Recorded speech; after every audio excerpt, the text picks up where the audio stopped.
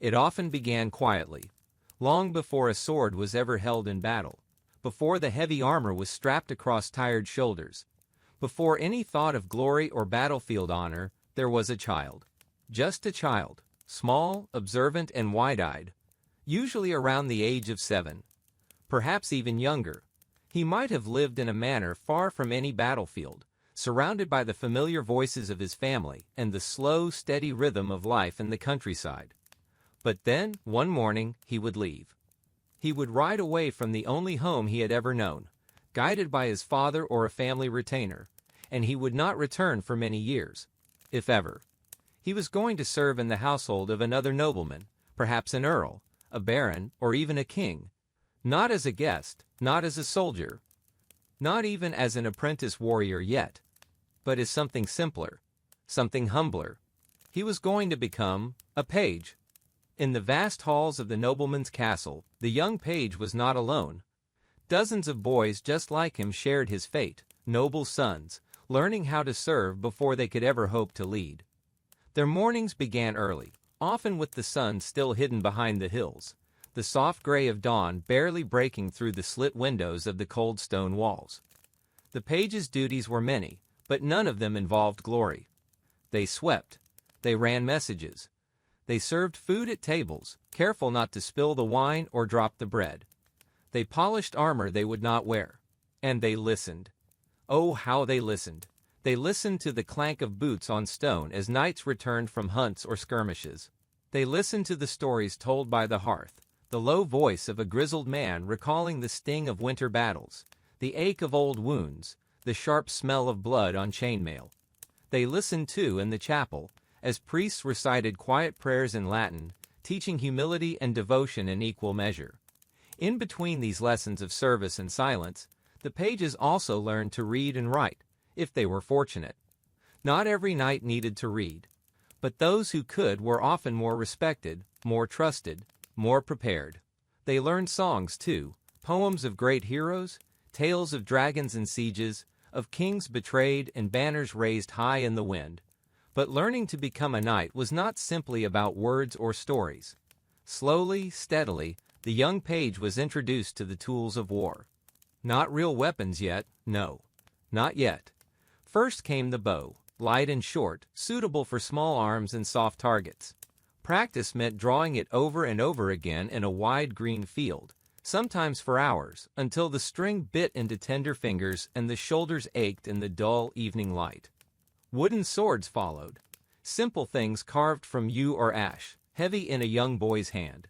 He learned to strike at a straw dummy again and again, learning not power but control, not speed but form. And then there were the horses. They were magnificent creatures, towering, proud, and spirited. At first, the young page was allowed only to brush them, to feed them, to watch as older boys saddled them for the night's ride. But soon he was permitted to ride. Not in battle, of course, but bareback around the paddock, learning the rhythm of the gallop, the lean of the turn, the quiet trust between rider and beast. He was always watching, always absorbing. The older knights did not treat him as an equal. They rarely spoke to him. But the young page studied their movements, the way they walked, the way they handled their swords, the way they bowed in court and crossed themselves in prayer. Every gesture meant something. Every step was part of the training. By the time he turned 14, this young boy would have already spent years in quiet preparation. His hands, once soft, were now calloused. His eyes, once filled with childish wonder, now understood the cost of discipline. His world had shifted from comfort to duty, and soon he would become something more. He would leave behind the broom and the messenger's pouch. The bow would become heavier. The wooden sword would be replaced. He would become a squire. But that is a story for another night. For now, the young page bows his head at evening prayer. Outside, the wind moves gently through the trees, and the horses settle in the stables. The candles flicker. The castle stone holds on to the last warmth of day. And somewhere, across the fields, a bell tolls softly into the twilight. Sleep comes easily to those who have worked hard, learned well, and listened deeply. The days passed, as they always do. One season faded gently into the next, And with each quiet morning, the young page grew taller, stronger, more composed. The castle walls that once towered above him now felt familiar. The winding halls, the echoing chambers, the distant clatter of armor, none of it startled him anymore. It had become home, in a way. And then, almost without fanfare, the day arrived. He was 14 now, no longer a boy in the eyes of the court, though still far from a man. The transition was marked not by ceremony, but by responsibility. The page became a squire. It was not a promotion to ease or comfort.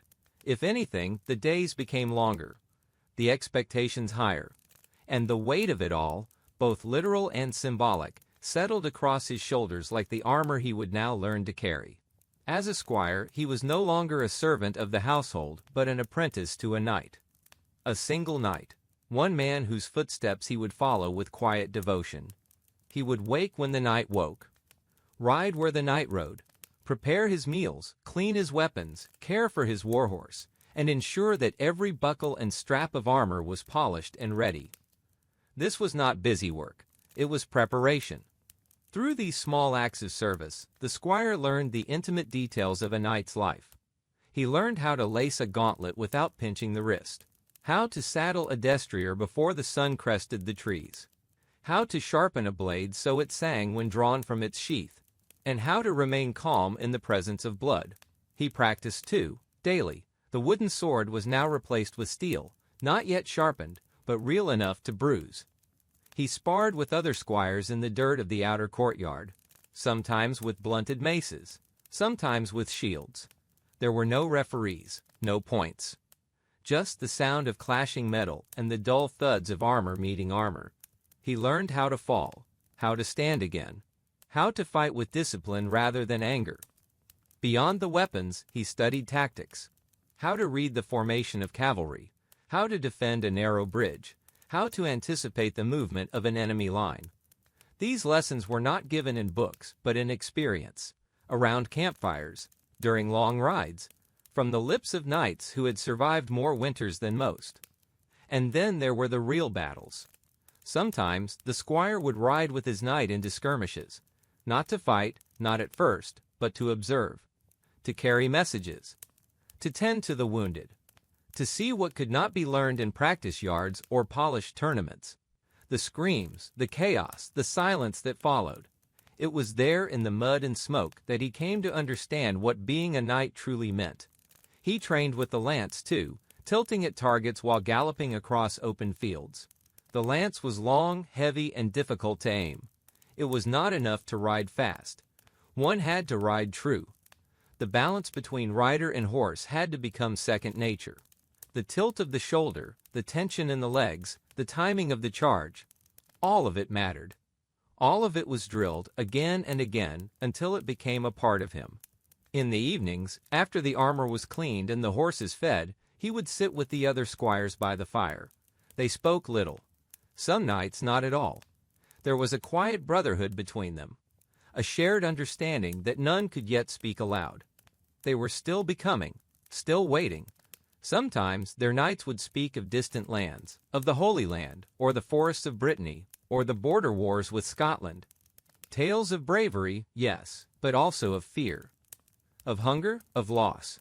The squire listened, not with wide eyes as he once had, but with a calm seriousness. He was beginning to understand the cost of the path he walked. And yet, he continued, he learned to care for wounds, his own and others. He learned to stay calm when his horse panicked. He learned how to read the face of a man who had given up. And perhaps most importantly, he learned patience. Because knighthood was not a reward. It was not a title handed down with ease. It was a duty. One earned slowly, quietly, through years of unseen labor. There were moments of doubt, of course, days when the sword felt too heavy, when the bruises lingered too long, when the silence of the chapel felt like a rebuke rather than a comfort. But still, he trained. He endured. And somewhere along the way, the boy disappeared. Not suddenly, not dramatically, but gradually, like fog lifting from a field. In his place stood a young man, disciplined, steady, and capable. He was not yet a knight, but he was close. The dubbing ceremony waited ahead, as did the battles and the choices. But for now, the fire crackled low. The moon hung heavy in the sky, and the squire, resting against the stable wall after a long day of training, closed his eyes. Tomorrow he would rise again, and train again, because becoming a knight was never about one moment. It was about every moment before it. The stars wheeled overhead in their slow, patient arcs. And before the first bird stirred in the trees, before the castle kitchens lit their morning fires, the squire was already awake. Training began early, not because the body demanded it, but because the body had to be taught. Conditioned, molded into something that could endure the strain of metal, of speed, of pain, and still move forward. The path to knighthood didn't only pass through classrooms or quiet ceremonies. It passed through aching muscles, bruised skin, and days when even lifting a sword felt like lifting stone. Every morning began with motion. Simple, repetitive, relentless. Running was the first discipline. Not a sprint, not a show of speed, but distance. Slow and steady. Sometimes across the castle courtyard. Other times along the outer walls, where the dew still clung to the grass and the fog softened the earth. The purpose wasn't to escape or to race. It was to build endurance.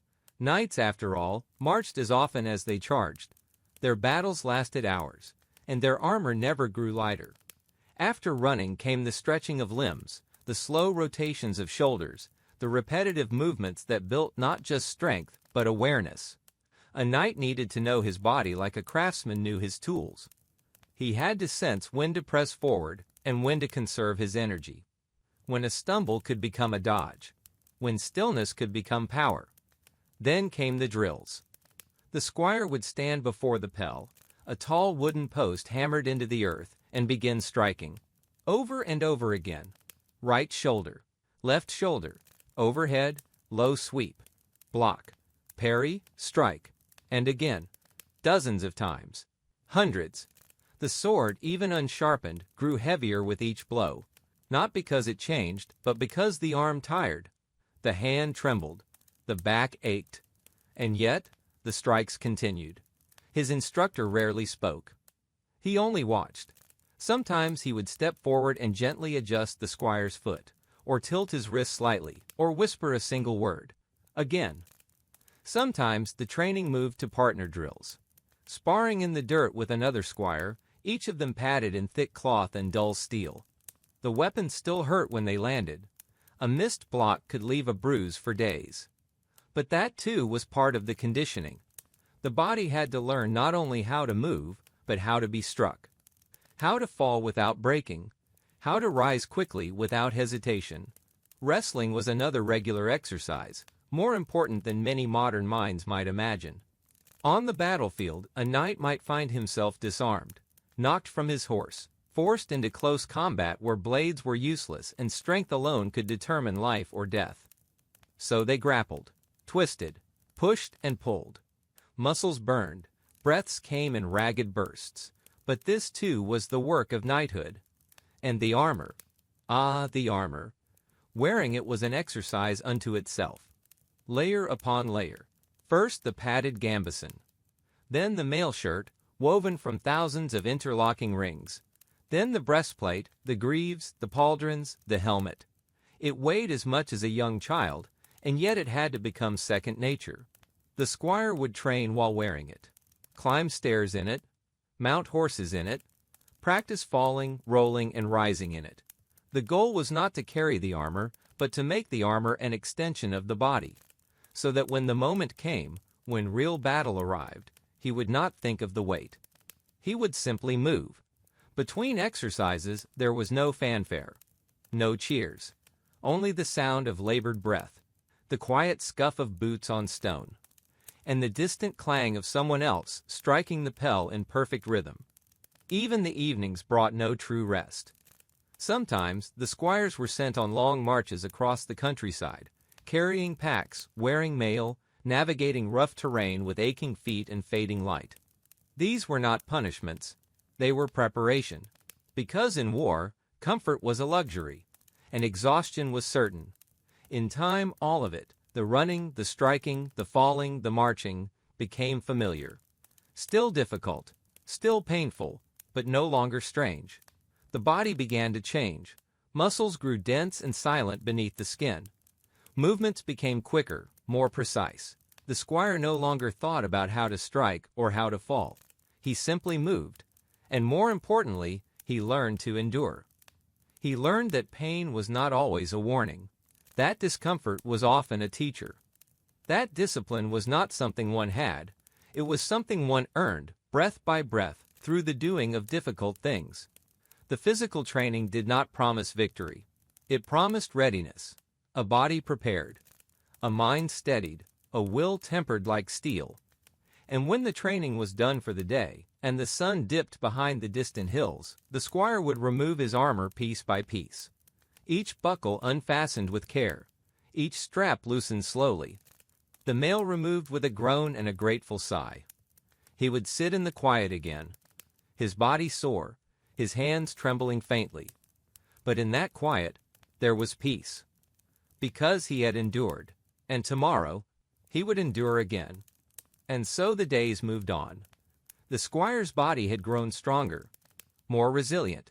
His grip was firmer now, his footwork steadier, his balance sure. But no matter how skilled he became with sword or shield, there was still one companion without which he could never be called a true knight: the horse. To the outside world, a knight was never imagined without one, man and beast together, forming a single figure of power and purpose. But what most never saw was the quiet bond that had to be built long before any charge into battle. A bond that took years, that took patience, and trust. For the young squire, horsemanship was not a single lesson. It was a second education, running alongside all the others. A different kind of discipline, less about strength and more about rhythm, empathy, and calm. His day often began in the stables, long before the courtyard filled with drills and shouting. The smell of straw and leather hung in the air, rich and familiar. The horses, still drowsy from the night, stirred softly in their stalls. Some were war horses, large and muscular, bred for power and endurance. Others were lighter, meant for travel or for training. Before he ever learned to ride into battle, the squire learned to care. He cleaned hooves gently, removing packed earth and stones. He brushed thick manes with slow, steady hands. He mucked out stalls, fed oats, filled troughs with water, and carried heavy buckets without complaint. Each task taught more than just routine. It taught respect. Because a knight could never afford to see his horse as a tool. It was a partner. And no warrior survived long without the loyalty of his partner. In time he began to ride.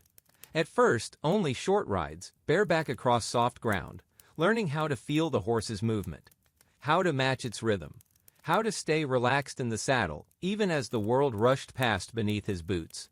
Then came reins, then the saddle, then commands, verbal and physical. A touch of the heel, a shift of weight, a quiet whisper that meant speed, or turn, or stop. Horses did not respond to noise or panic or force. They responded to calm, and the squire learned to be calm even when he felt otherwise. Eventually, he trained in armor. Mounting a war horse while wearing full chainmail was no easy feat. The first time he tried, he fell. The second time, he nearly pulled the saddle sideways. But by the 10th and the 20th, the motion became fluid. One movement, no hesitation. Once mounted, the training changed. He rode in tight circles, weaving between posts. He practiced stopping on command, galloping down a line, drawing his sword mid-stride. He learned how to hold a shield while keeping the horse steady with only his knees. The lance came next, long, heavy, and difficult to control. He tilted at targets, trying to hit a small ring suspended from a branch, or a shield set upright in the field. He missed at first, often, but slowly the aim improved. There were drills with other squires, riding side by side. Simulated charges. Maneuvers to change direction quickly. Coordination in formation. The horses had to trust each other as much as the riders did. And all the while he listened, to the hooves against packed earth, to the snort of breath before a leap, to the silence that came between motion, where all focus narrowed to the space in front of him. He learned when to let go of control, when to let the horse lead, because sometimes the horse knew better than the rider where to step, especially in chaos, especially in war. There were moments of beauty in the training. Early mornings, when the mist clung low to the ground and the world seemed to hold its breath, he would ride alone across the outer fields. Just him and the wind. No shouting. No weapons. Only the thrum of hoofbeats, steady and sure, echoing through the still air. It was in those moments that he began to understand what it truly meant to ride. Not to dominate. Not to command. But to move together. To become a single force, stronger, faster, more graceful than either man or beast could ever be alone. By the time the squire neared his final years of training, the horse was no longer a challenge to master. It was a source of confidence. A steady place beneath him, even when the world grew unsteady. In battle, that trust would be tested. But for now, it was enough to ride through the morning fog. To feel the heartbeat beneath the saddle. To know that every long hour spent brushing and feeding and falling and rising had led to this quiet understanding. Knight and horse. 2 lives. 1 purpose. And far off in the distance, the sun crept gently over the hills, casting long shadows behind the castle walls. The morning drills would begin soon. But for one more moment, the squire rode slow and steady, the wind soft on his face, the world hushed and golden around him. Another piece of the path had fallen into place. The road to knighthood continued. There was still more to learn. The sword, the shield, the armor, the horse, all of it came together in discipline. In patience. But there was one more test. One more tradition that had long shaped the journey of every aspiring knight. It was not born on the battlefield, though it mirrored it in many ways. It was the tournament. And at the center of every tournament was the joust. The squire had heard of them as a child, grand affairs with colorful banners fluttering in the wind, trumpets sounding from the walls, and crowds gathered in breathless anticipation. But the true nature of a tournament was not only pageantry. It was preparation, a proving ground, a place where a squire stepped closer to knighthood, not with words, but with courage. His first tournament was not a spectacle. It was a training event, quiet, serious, held beyond the castle walls in a wide, grassy field flattened by hooves and footsteps. There were no nobles watching, no applause. Just squires, lances, and dust. Jousting began long before the charge. The squire stood beside his warhorse, adjusting the heavy saddle and securing the long wooden lance to his side. The lance was not sharpened, its tip was blunted for safety, but even dulled, it could strike with force enough to bruise, to break ribs, even to knock a man clean from the saddle. Mounting with lance and shield was a test in itself. The shield, curved and broad, pressed against the body. The helmet narrowed his vision to a tight slit, so that the world became shadows and flashes of movement. The lance stretched far ahead, heavy at the end, demanding control with every heartbeat. And then, the signal. Across the list field stood another squire, mounted and armored, just as tense, just as ready. They would lock eyes only for a moment, and then lower their lances. The charge was not chaotic. It was deliberate. A thunder of hooves. The ground trembled. Wind screamed through the helmet slits. The lance wobbled slightly in the air before straightening. Every muscle tensed to hold it firm, to angle it true, to meet a target that moved just as quickly. And then, impact. Sometimes the lance struck the shield and splintered dramatically, sending shards into the air. Other times it missed entirely, or glanced off armor, or struck too low and earned a warning shout from the instructor. There were no winners or losers here. Only learners. Again and again they tried. Riding, aiming, striking, falling, rising. Between charges, the squires would breathe heavily beneath their helmets. Sweat soaked their tunics. Hands ached from the repeated jolt of impact. But they never complained. Because they knew. This was more than sport. It was the rehearsal for war. But tournaments were not only for practice. Sometimes real events were held, larger, more formal gatherings. These were rare, but when they came, the entire castle seemed to stir with excitement. Tents were raised in bright colors. Shields were polished to mirror-like sheen. Heralds painted coats of arms with fresh strokes. Music floated through the air, lutes, pipes, the occasional drum. Merchants arrived with wagons full of bread and ale. And noble families, dressed in fine silk and fur, took their places upon the stands. To ride in such a tournament was an honor. And a risk. The joust, even with blunted weapons, could cause real harm. Bones had been broken, collarbones shattered, helmets dented in ways that never quite came out again. But to ride well in such a contest meant something. It brought pride, recognition, the eyes of noble lords, the whispers of other knights. It was not simply sport, it was reputation. In the tournament grounds, the squire's role shifted. If he was not competing, he assisted his knight. He checked tack. He brought water. He helped adjust straps and close visors. He studied every tilt, every tactic. He watched how the seasoned knights positioned their lances, how they leaned forward just before impact, how they used their horses' speed like a weapon. And when his time came, if he was chosen to compete, he rode with everything he had learned, burned into muscle and memory. Some tournaments included melee events, mock battles between teams of knights and squires. These were chaotic and muddy. Dozens of warriors clashed in a storm of shouts and dull clangs, fighting for flags, for territory, or for nothing at all. The blows were real, the bruises even more so. But within that chaos, the squire learned to keep his head, to guard his comrades, to stay upright and keep moving. At night, the grounds grew quiet. Campfires flickered against the darkness. Squires sat beside their knights, eating bread from shared platters and speaking in low voices.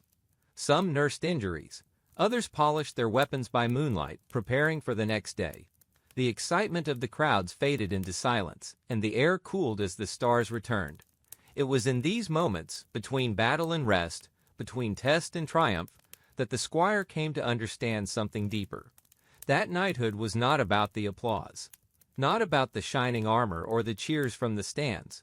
It was about perseverance, about learning to fall and rise and fall again, and to do so with dignity. He slept that night beneath the stars, with his armor stacked beside him, and the scent of torn grass thick in the air. The joust had left his shoulder aching and his ribs sore, but there was a quiet satisfaction in the pain.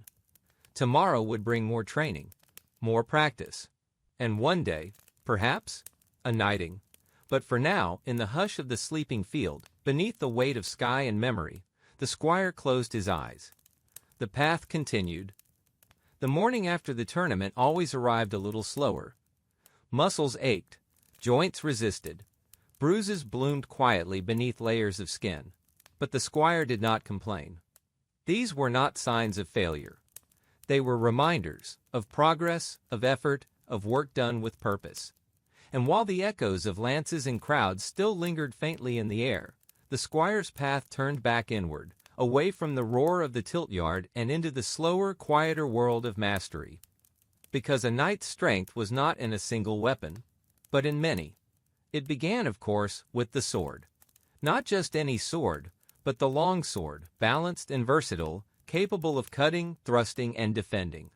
The squire had trained with it for years by now, on wooden posts, in sparring matches, in silent drills repeated under moonlight. But mastery went beyond repetition. It demanded subtlety. He studied how the blade flowed from one position to the next, how to step, pivot, and strike in one fluid motion. He practiced binds, moments where two swords met and held, where leverage and timing meant more than strength. He learned when to push, when to pull, when to let the enemy's momentum carry him forward, and when to step aside.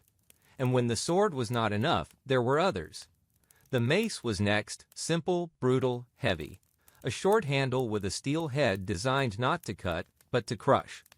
Against armored foes, it was often more effective than any blade.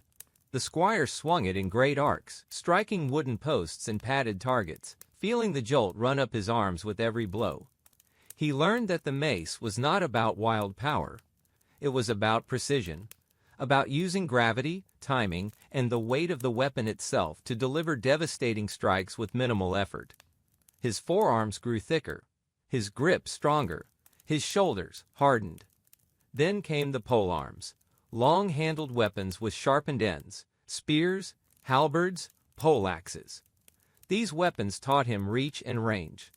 He practiced holding the line, keeping an imaginary enemy at bay, adjusting the angle of attack as if fighting in tight ranks or open fields. With the poleaxe, he learned versatility.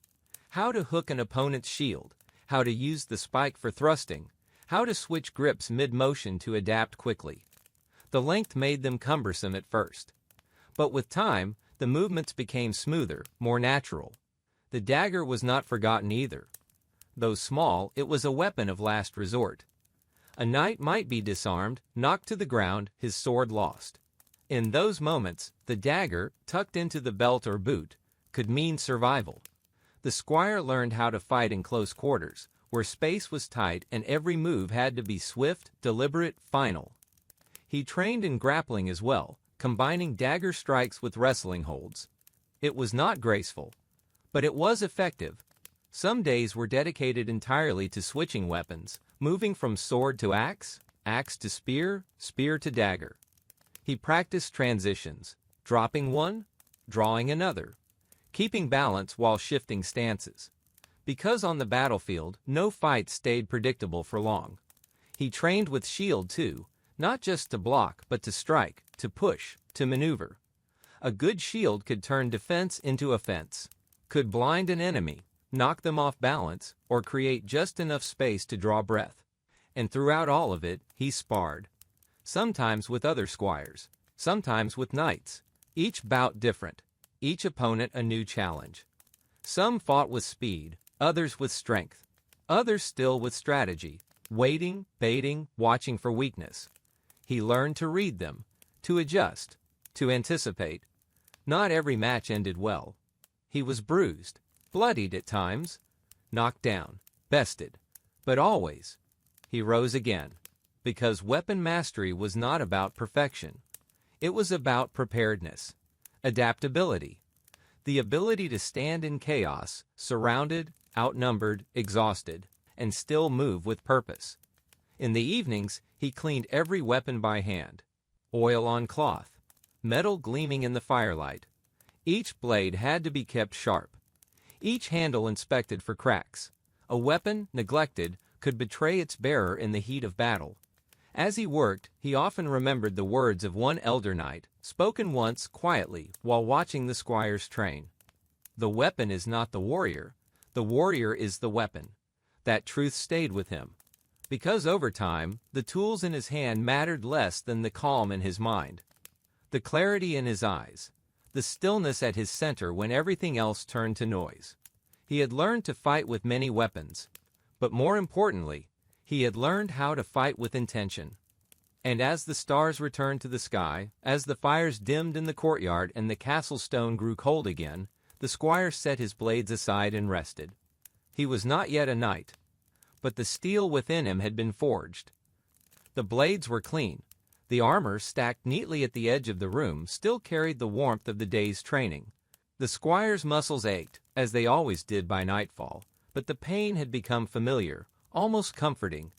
Yet, in the quiet that followed, as torches burned low and voices fell to whispers, another kind of training began. One without sweat, without bruises, without steel. Because while the body could be shaped through repetition and discipline, the mind and spirit required something else entirely. The path to knighthood was never just about war. It was about character, about restraint, about knowing when not to strike. And at the heart of that deeper education was a single word: chivalry. To most, chivalry is now a faded term, softened by time into gestures of politeness or romantic tales. But in the life of a medieval knight, it was far more than that.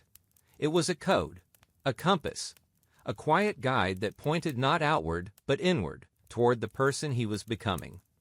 The squire's lessons in chivalry began each morning, not in the courtyard, but in the chapel. The stones were cold beneath his knees.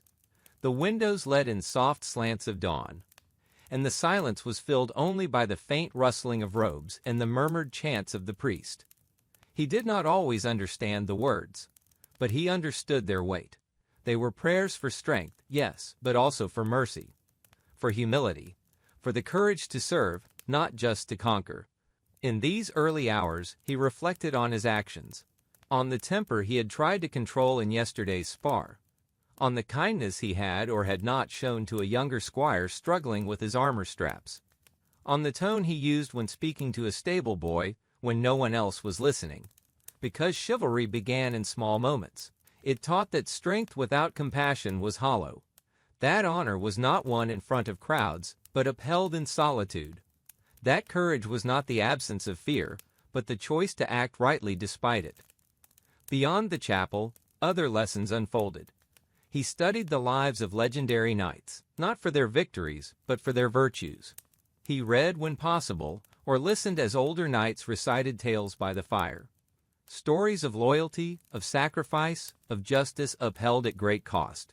These were not simple tales of winning battles. They were lessons in moral weight.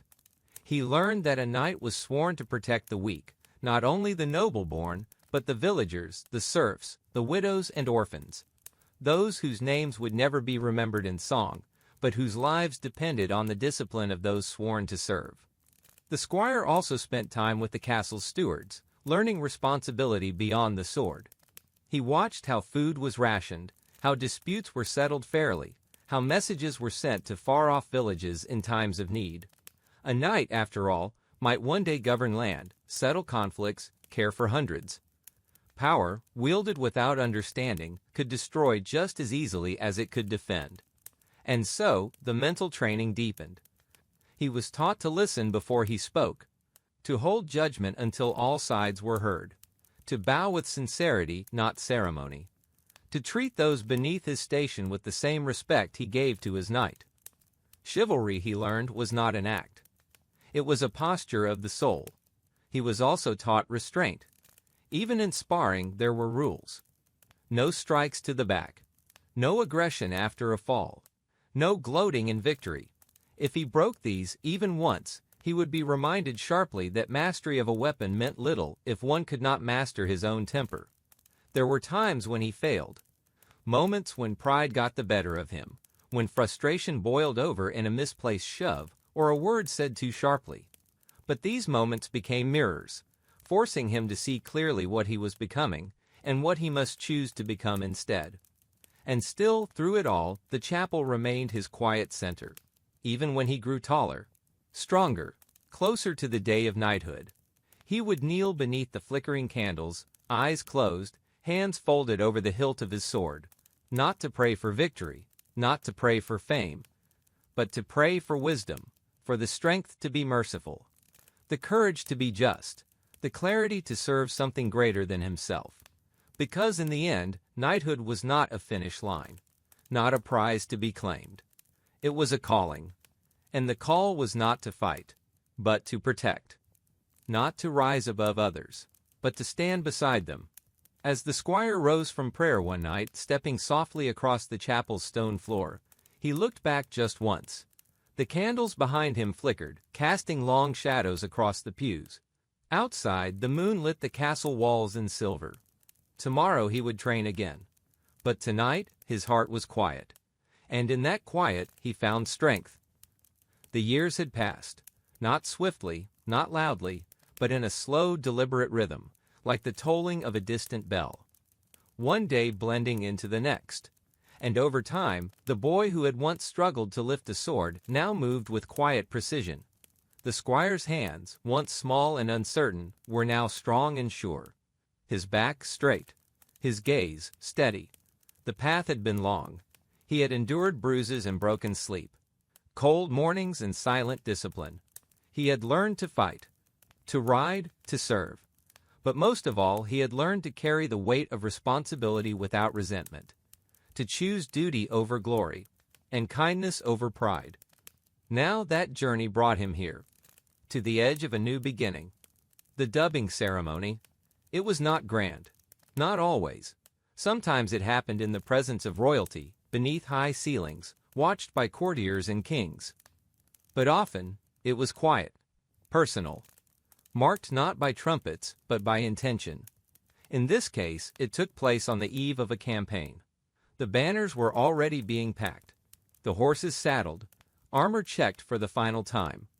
And yet, before all that, before war, this moment had been set aside. Because a knight could not be born on the battlefield, he had to be named in peace. The night before the ceremony, the squire was led to the chapel alone. There he would keep vigil. The sword he would carry into battle lay across the altar. Polished, waiting. Not yet his, not fully.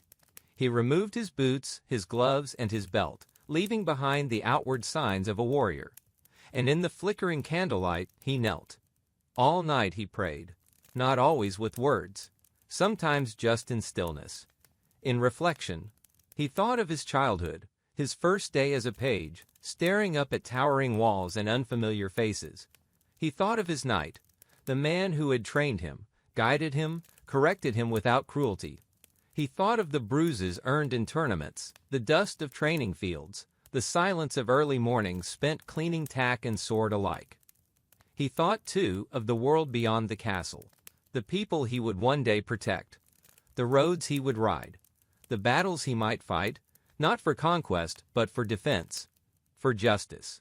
When dawn came, golden and soft, the chapel doors opened. He stood, and in the courtyard, gathered in quiet reverence, waited those who had walked alongside him, other squires, knights, stewards, priests. Not a crowd, just witnesses, just those who understood what this moment meant. He approached his knight, who held the blade he had once trained with, its edge now real, its purpose now solemn. And with measured words, spoken clearly and without haste, the oath was given. He pledged to protect the weak, to uphold justice, to serve his lord with loyalty and his people with mercy, to seek honor not in triumph, but in truth, and to never raise his sword in cruelty or pride. The knight raised the blade, and with a light touch, once on the shoulder, once on the other, he spoke the words that would echo in the squire's soul for the rest of his life. In the name of God, Saint Michael and Saint George, I dub thee knight. No cheers followed. No applause. Just stillness. Just the quiet weight of the moment settling into the heart of the man who now stood, taller than before, though his height had not changed. Stronger than before, though his arms had not moved. He had not become something different. He had simply become what he was always meant to be, a knight. The ceremony ended, as all things do, with simplicity. The sword was returned to him, now as his own. A mantle was placed across his shoulders, and with a final bow, he stepped away from the altar, from the chapel, from the name of squire. Now, he would be called sir. But more than that, he would be watched. For the title was not the end. It was the beginning. A reminder that his life was no longer his alone. That every action from this day forward would reflect not only on himself, but on those who trained him, who trusted him, and who would one day follow him. And so, as the sun rose higher and the castle stirred with preparations for departure, the newly knighted man found a moment of quiet once more. He stood beside his horse, ran one gloved hand down its mane, fastened his sword at his side, and without a word, mounted. The path of knighthood had truly begun. But for now, the wind was soft. The morning was calm. And the world for a moment felt still enough to hold. And so it continued. Not with fanfare nor the clang of a battlefield victory, but with discipline, with routine, with quiet purpose. The squire had become a knight, yes, but knighthood, like the sword at his side, required constant care. It was not a title to be worn like a cloak. It was a responsibility that deepened with time. And that meant the training, the long hours, the physical repetition, the reflection, the restraint. It never truly stopped. The ceremony had marked a turning point, but not a finish line. In the days that followed, the newly knighted man resumed his place among the others, rising at dawn, tightening buckles, reviewing commands. The difference now was not in what he did, but in how he was seen. Younger squires watched him now. Where once he had followed footsteps, now his own left a trail behind. But even with this shift, he remained steady. The rhythm of training had become part of him, woven into his body like muscle, into his breath like prayer. He returned to the practice fields. This time, not as a student, but as one who sparred with squires to test them, to teach them, He struck, but never cruelly. He parried, but never to shame. His lessons were quiet, patient. He remembered what it was like to fall, to fumble, to feel the sting of failure. And so he passed on more than technique. He passed on calm. In the evenings, he trained with his peers. Other nights, each sharpening their skills as if tomorrow might demand them. Sometimes they rode in mock battles, testing formations. Other times, they studied new strategies, tracing lines on parchment, learning to see with a commander's eye. Even when no war loomed, they prepared. Because the world did not send warnings. Storms came whether you watched the sky or not. He maintained his armor, his weapons, his horse. The sword, familiar now, was still polished after every use. The blade sharpened. The edge inspected for nicks. The armor, carefully hung to avoid rust. The leather straps treated with oil. The joints checked for wear. His horse, more a companion than an animal, was exercised daily. Groomed with the same care as before. Fed well, spoken to with soft tones. In battle, this horse would carry his life. In peace, it carried his thoughts. He traveled often now, sometimes with lords on patrol across their lands, resolving disputes or checking the defenses of distant outposts. Other times alone, as a messenger, as an escort, or as a quiet observer. These journeys were not glamorous. They were long, muddy, quiet. But they grounded him. Reminded him of the land he protected. The people who lived far from castles and ceremonies. The farmers, blacksmiths, children, those who knew little of politics but who always watched the riders passing with cautious hope. Occasionally real battles came. Border skirmishes. Raids. Moments of chaos. He met them with courage, yes, but also with caution.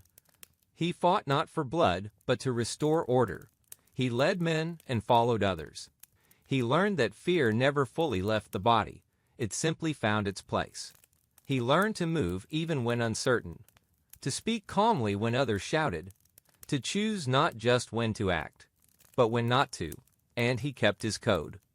The chivalry instilled in him as a squire did not disappear when the stakes rose. It was tested, every insult resisted, every prisoner treated with dignity, every order weighed carefully before it was carried out. The easy path was rarely the right one. He learned to live with that. He continued to return to the chapel. Not every day, but often enough. Kneeling again on familiar stone. Sometimes he said nothing at all. Just sat in the quiet. Let the candlelight flicker against the carved stone saints. Let the silence fill in the spaces his words could not. Seasons changed. Armor aged. And yet the training continued. Because a night never truly arrived. He simply journeyed forward, step by step, battle by battle, prayer by prayer. And each time he passed a group of squires in the courtyard, their wooden swords clashing in uneven rhythm, he smiled just slightly. Not out of pride, but recognition.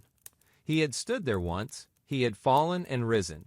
And still, he rose, even now. Because being a knight was not about a single moment of honor. It was about all the quiet ones that came after. And so the years moved on, quietly, patiently, like the turning of pages in a forgotten book. The knight, once a boy with wide eyes and trembling hands, had walked the long path from page to squire, from squire to servant, from servant to warrior. Yet even now, with sword at his side and the weight of years behind him, he did not see himself as finished. Because the way of the knight was not about arriving. It was about becoming. Becoming steadier in times of fear. Kinder in moments of power. Wiser in the presence of choice. Each day brought another chance to refine the discipline he had shaped since childhood, not for show, not for the praise of others, but because it anchored him. It reminded him of who he was and why he chose this path. The battles, if they came, were no longer about proving worth. They were about protection, service, the quiet act of standing where others could not, of holding a line no one else could see. And even in peace there was purpose. In tending to a village road worn by rain. In kneeling beside the sick and saying nothing, only listening. In teaching a new squire how to hold a sword without shaking. These were the victories no one wrote songs about. but they mattered just the same. He still returned to the chapel from time to time. Not always with prayers, but with presence. With gratitude. For the path that shaped him. For the voices that guided him. For the silence that taught him most of all. And when the sun set behind the hills and the last light touched the towers of the keep, the knight would sometimes walk the ramparts alone, the wind tugging gently at his cloak, his eyes steady on the horizon, not searching for danger but simply watching. At peace. He knew the world was not perfect, but he also knew it was worth protecting, and that was enough. So he kept walking, one quiet step at a time. And beneath that gentle rhythm, beneath the armor, the training, the years, there remained the same simple promise that had carried him since boyhood. To rise, to serve, to endure. And now, as this tale draws to its soft close, let the weight of the world fall away. Let the torches dim, let the armor rest, the horse sleep, the sword remain in its sheath. The knight stands watch, so you don't have to. You are safe, you are warm, and your own path can wait for morning. Now, let the silence return. Let the night take hold. And let sleep find you, gently, as it always does. The life of a medieval knight was far more than shining armor and grand tournaments. It was a relentless pursuit of strength, skill, and discipline, forged through years of grueling training that began almost as soon as a boy could walk. Imagine a child, no more than 7 years old, sent away from the comforts of home to begin his journey as a page in the household of a noble lord. His days would be filled with humble tasks, but even these were the first steps in molding a warrior. He would serve at the table, learning the manners of courtly life, but also run errands, care for horses, and absorb the unspoken lessons of loyalty and duty. As the page grew older, his training intensified. He would practice with wooden swords, mimicking the movements of the knights he admired, his small arms straining to replicate their precision. Balance, coordination, and endurance were cultivated through games and exercises that seemed like play but were carefully designed to build the foundation of a fighter. Running, climbing, and wrestling were daily rituals, each movement teaching his body to obey, to endure, to push beyond fatigue. By the time he reached adolescence, the page would graduate to the rank of squire, a pivotal transition that brought him closer to the reality of combat. Now he would be assigned to a specific knight, becoming his shadow, his assistant, and his student. The squire's hands would grow calloused from maintaining armor, sharpening swords, and tending to the knight's warhorse, a creature as vital to battle as the weapon itself. He would learn to ride with grace and power, guiding his mount through intricate maneuvers while carrying a lance or shield. The physical demands were immense. A full suit of armor could weigh 60 pounds or more, and moving in it required not just strength, but an intimate understanding of how to distribute weight, how to pivot, how to fall and rise again without wasting energy. Squires trained for hours in the yard, their bodies drenched in sweat as they practiced strikes, parries, and counters under the watchful eyes of seasoned warriors. They sparred with blunted weapons, the impact of each clash reverberating through their bones, teaching them the brutal reality of steel meeting steel. But a knight's training was not just about the body, it was about the mind and spirit as well. Chivalry was not an empty ideal. It was a code that demanded courage, humility, and self-control. A squire studied poetry and music, not merely as courtly adornments, but as disciplines that refined his character. He learned to temper his aggression with wisdom, to fight not for personal glory, but for justice and honor. The final test, the moment when all his years of training culminated, was the ceremony of knighthood. After a night of prayer and fasting, the squire would kneel before his lord, who would bestow upon him the sacred title with the tap of a sword. From that moment forward, he was no longer a student but a warrior bound by oath. Yet even then, his training never truly ended. Every battle, every tournament, every passing year brought new lessons, new challenges to overcome. And so, the knight's life was one of perpetual growth, a testament to the power of dedication and perseverance. His strength was not just in his sword arm, but in his unyielding spirit, his willingness to rise each time he fell, to keep striving no matter the odds. In that relentless pursuit of excellence, we find a timeless inspiration, A reminder that greatness is not born but built, day by day, through patience, discipline, and an unshakable belief in one's purpose. Let this story of the knight's journey remind you that every challenge you face is part of your own training. Every struggle, every setback, is shaping you into something stronger, wiser, and more resilient. You may not wear armor or wield a sword, but you are no less a warrior in the battles of your own life. Stand firm, keep moving forward, and trust in the process. Your greatest victories lie ahead. The clang of steel echoed through the mist-shrouded valleys as dawn broke over the battlefield. Thousands of mailed feet churned the autumn mud into a bloody slurry, the once golden wheat fields now trampled beneath the relentless advance of Norman cavalry. This was Hastings, 1066, a day that would etch itself into England's bones, where the fate of kingdoms hung on every arrow loosed from Saxon longbows and every sweeping charge of Frankish destriers. William the Conqueror's warhorses, draped in chainmail barding, snorted steam into the chill October air as they thundered toward the Saxon shield wall. The English housecarls, battle-hardened warriors who had spent their lives defending the coasts from Viking raids, stood shoulder to shoulder, their great two-handed axes gleaming. Behind them, the fired farmers and tradesmen pressed into service, clutched spears with white-knuckled grips, their eyes fixed on the approaching tide of death. The first Norman arrows arced high, a black cloud blotting out the pale morning sun. They fell like iron rain, clattering against upraised shields, finding gaps in the wall with sickening thuds. A housecarl collapsed, a shaft protruding from his eye, but his comrades closed ranks without hesitation. Then came the cavalry, a deafening avalanche of hooves and war cries, lances dipping at the last moment to skewer men through their boiled leather armor. The shield wall held, barely, axes rising and falling in brutal rhythm, cleaving through horseflesh and knight alike. Further up the ridge, King Harold Godwinson stood beneath his golden dragon banner, his huscarls forming an impenetrable ring around him. The Norman chroniclers would later claim he fell to an arrow in the eye, a poetic end for the last Saxon king. But the truth was far messier.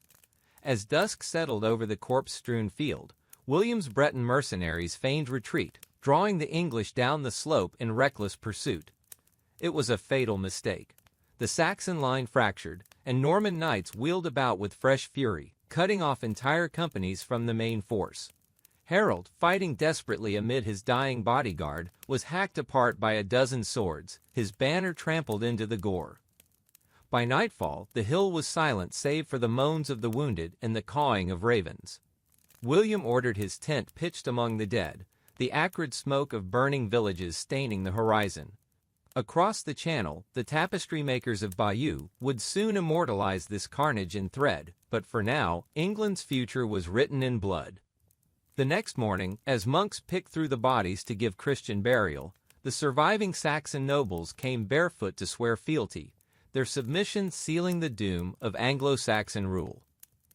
The Norman yoke settled heavily across England in the years that followed. William's stone keeps rows like grim sentinels across the countryside, the Tower of London, Dover, Warwick, their shadows stretching over villages where now French-speaking lords dispense justice with foreign tongues.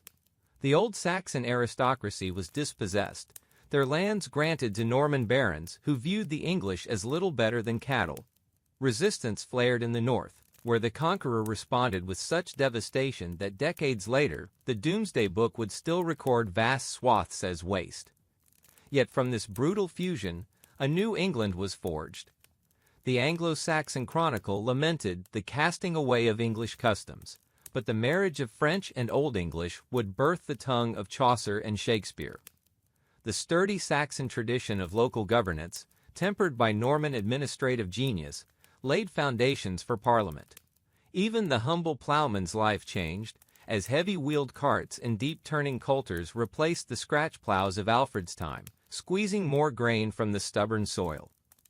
As the 12th century dawned, the children of the conquest, neither fully Norman nor Saxon, began to shape a realm unlike any in Europe.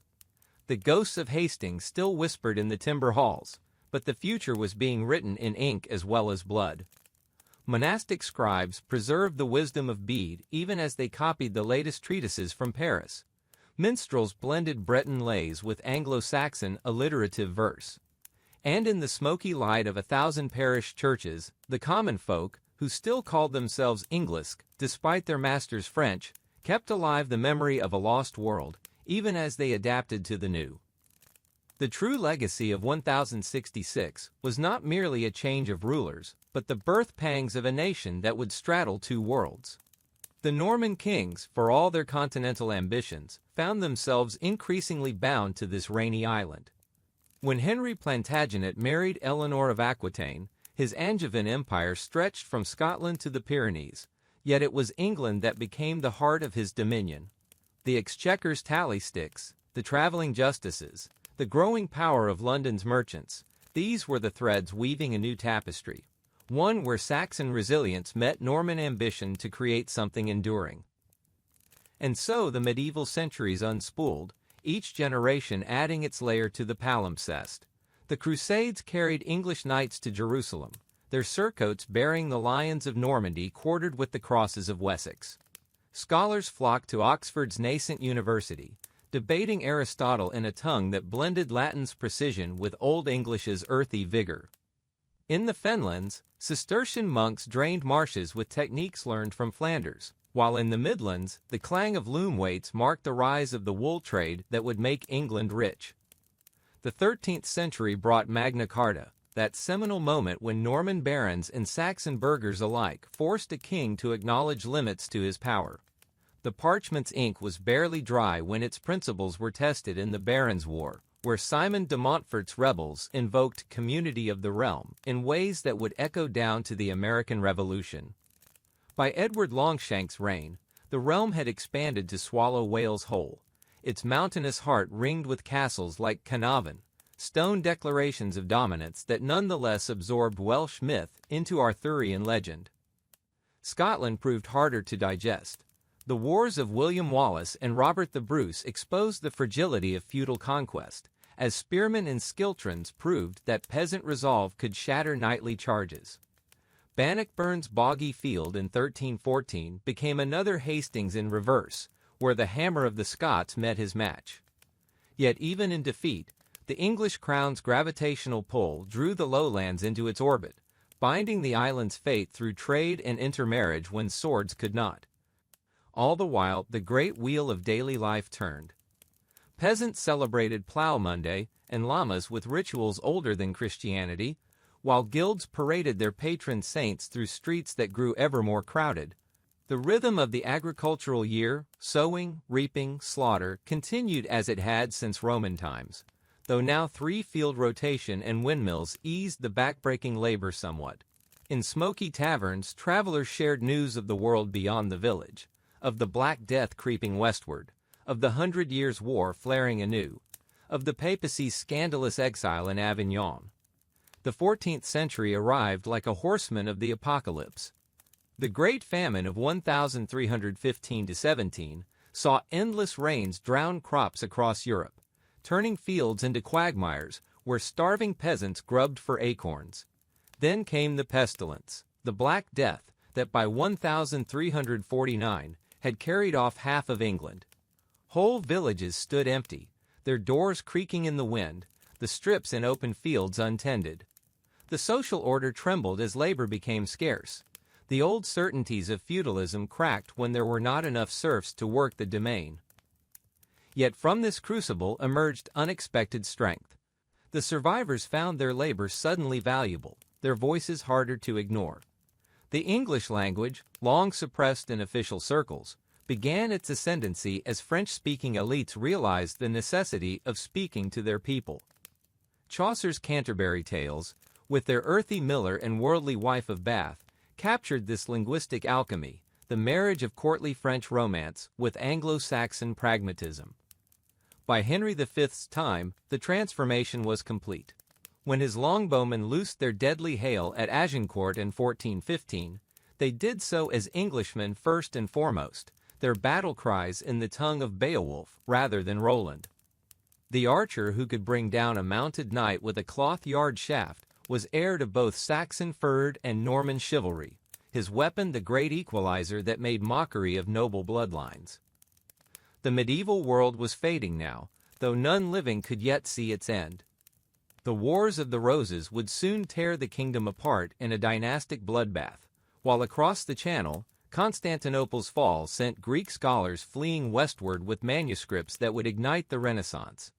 The printing press waited in the wings, as did the ships of men like Cabot and Columbus, but for now, England remained a land where the past lived in every stone and story.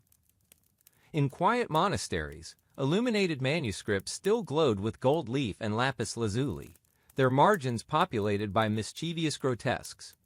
Market crosses stood where they had for centuries, their weathered stones bearing witness to the endless human parade. And in the great cathedrals, Lincoln's soaring vaults, York Minster's towering windows, the medieval vision of heaven on earth found its purest expression, a testament to faith that had weathered Viking axes and Norman. The clang of steel echoed through the mist-shrouded valleys as armored knights spurred their destriers forward, their lances lowered in perfect unison. This was no mere tournament ground, but the blood-soaked fields of Agincourt where the fate of kingdoms would be decided beneath an October sky weeping with cold rain. The very earth seemed to tremble beneath the weight of chivalry's last great charge, as the flower of French nobility found themselves mired in a quagmire of their own making, both literally in the sucking clay of the battlefield, and figuratively in their unshakable belief in the invincibility of mounted warfare. Across the field, English longbowmen notched arrows carved from yew trees that had stood since William the Conqueror's time. These were no peasant levies, but hardened veterans who had spent a lifetime training muscles to draw bows with draw weights modern athletes could scarcely imagine. As the first volley darkened the sky like a murder of death-dealing crows, the air itself seemed to scream with the whistle of fletching. The arrows found their marks with terrible precision, punching through visor slits, finding gaps in armor joints, and turning proud warhorses into screaming pincushions. In that moment, the medieval world order shifted irrevocably. The age of the common man's missile weapon had eclipsed the mounted aristocrat's dominance of the battlefield. Yet to understand how Europe reached this pivotal moment in 1415, we must journey back through the smoke-filled halls of power where kings plotted and bishops schemed. The 14th century had left the continent reeling. The Black Death had carried off nearly half the population. The papacy had become a puppet show with rival claimants in Avignon and Rome, and the 100 Years' War had already raged for generations. In England, the charismatic but unstable Henry V had recently seized the throne from his ailing father, needing a foreign war to cement his legitimacy. Across the Channel, France, though rich and populous, suffered under the madness of King Charles VI, whose episodes left the kingdom fractured between the warring houses of Burgundy and Armagnac. The night before the battle passed in eerie silence, broken only by the confession of sins and the quiet hammering of stakes being sharpened for the English defensive position. French knights, confident in their numerical superiority, diced for English prisoners they hadn't yet captured and drank themselves into stupor. Henry, meanwhile, moved among his men with torchbearers, speaking to each company in their own dialects, the Welsh archers, the Cornish pikemen, the dismounted men-at-arms from Yorkshire and Kent. His words have been lost to time, but something in that shadowy vigil forged an army of individuals into a single weapon waiting to be unleashed. Dawn revealed the terrible beauty of medieval warfare in its full spectacle. The French vanguard, glittering in their polished armor adorned with heraldic surcoats, advanced on foot through the mud in 3 massive battles. Behind them came the cavalry wings, their barded horses snorting plumes of breath into the chill air. The English, arrayed in a single thin line with archers flanking the men-at-arms, must have felt the earth tremble beneath the approaching juggernaut. Then came Henry's famous command, a single word that would echo through history: "Now strike." Thousands of bowstrings thrummed in unison, launching a storm of arrows arcing high before plunging downward with lethal force. The French advance became a nightmare of stumbling men in heavy armor struggling through mud now churned to thick soup, their visors down against the arrow storm making it impossible to see, breathe, or hear commands. Those who reached the English line found themselves facing a wall of poleaxes and swords wielded by desperate men fighting for survival. The battle degenerated into a brutal press of bodies where fallen knights drowned in mud beneath the weight of their own armor, and English archers, having exhausted their arrows, waded into the fray with mallets and daggers to finish the wounded. By midday, the field resembled one of Dante's circles of hell, a tableau of broken lances, dead horses, and the moans of dying men half submerged in bloodied water. The French losses were catastrophic. Nearly half their nobility lay dead, including 3 dukes, 5 counts, and 90 barons. English casualties numbered perhaps a few hundred. When news reached Paris, the wails of bereaved women could be heard throughout the city, and the political landscape shifted overnight. Henry's victory, against all odds and military logic, would pave the way for his eventual recognition as heir to the French throne, though he wouldn't live to see his dreams unravel in the later stages of the war. Yet Agincourt's true legacy lies not in territorial gains or royal successions, but in what it revealed about the changing nature of warfare and society.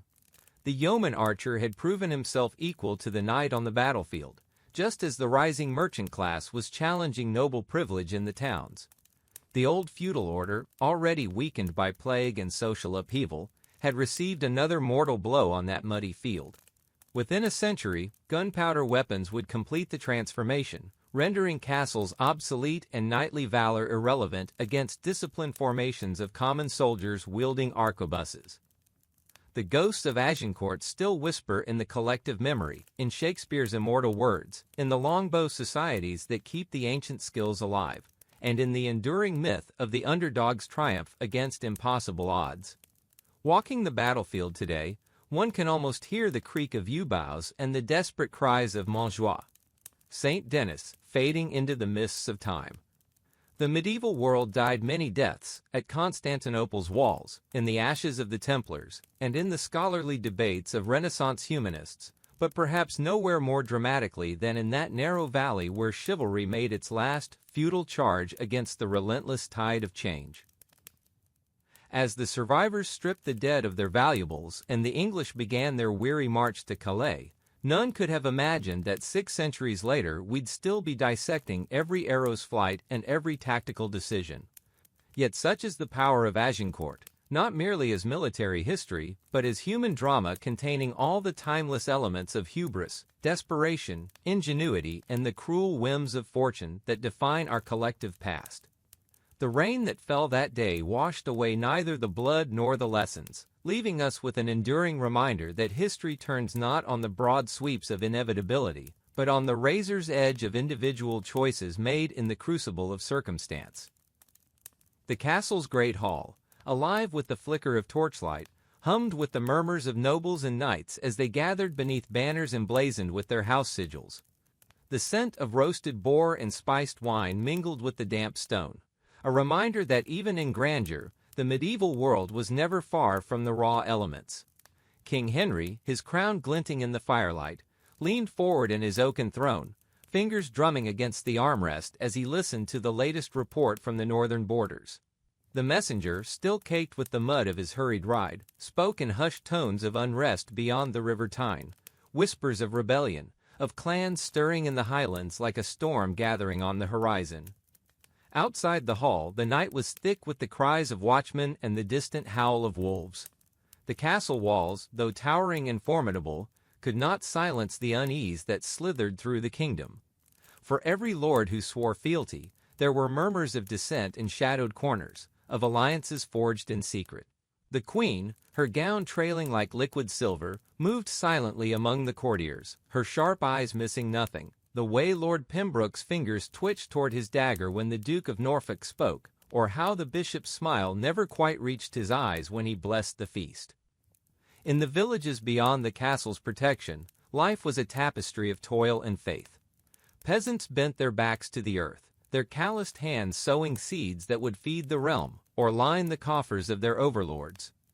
The church bells tolled not just for prayer, but as a reminder of divine order, a chain linking serf to lord, lord to king, king to God. Yet even in the humblest cottages, stories were told of a time before the Norman yoke, of Saxon heroes and greenwood outlaws who defied the crown. The past was never truly buried. It lingered in ballads sung over hearth fires, in the stubborn set of a farmer's jaw when the tax collector came calling. And then there were the wars, the great grinding machines of conquest that shaped the destiny of nations. The fields of Crécy and Agincourt were still whispered of in awe, where the longbow's song had humbled the pride of French knights. But war was not just fought on foreign soil. The Wars of the Roses had turned brother against brother, their rival banners, the red rose of Lancaster, the white of York, soaked in the same English blood. The land itself seemed to weep beneath the tread of armored feet, the once fertile earth churned to mud by the ceaseless march of armies. Yet amid the strife, there were sparks of something brighter. The monasteries, though often entangled in politics, preserved the flickering light of knowledge. Illuminated manuscripts glowed with gold and azure, their pages cradling the wisdom of antiquity even as the world outside burned. Scholars bent over parchment in candlelit scriptoria, their quills scratching out translations of Aristotle, of Arab treatises on medicine and astronomy. The medieval mind was not a prisoner of darkness, but a seeker, reaching, always reaching for understanding. And so the age unfolded, a tapestry woven with threads of glory and suffering, faith and treachery. The throne was never secure, the peace never certain. For every coronation there was a plot, for every treaty a betrayal. But in the end, the story was not just of kings and battles. It was of the people who lived, loved, and died beneath the shadow of the feudal world, their voices echoing through the centuries in the stones of castles, the ink of charters, the very soil of Europe itself. The wind howled through the arrow slits of the keep, carrying with it the salt tang of the distant sea. Somewhere, a minstrel plucked at a lute, singing of lost loves and forgotten battles. And as the embers in the hearth burned low, the kingdom slept, but never peacefully. For in the heart of the medieval world, beneath the veneer of chivalry and sacrament, the old powers still stirred. The dragons of myth might have faded into legend, but new monsters walked in men's skins, and the game of thrones was far from over.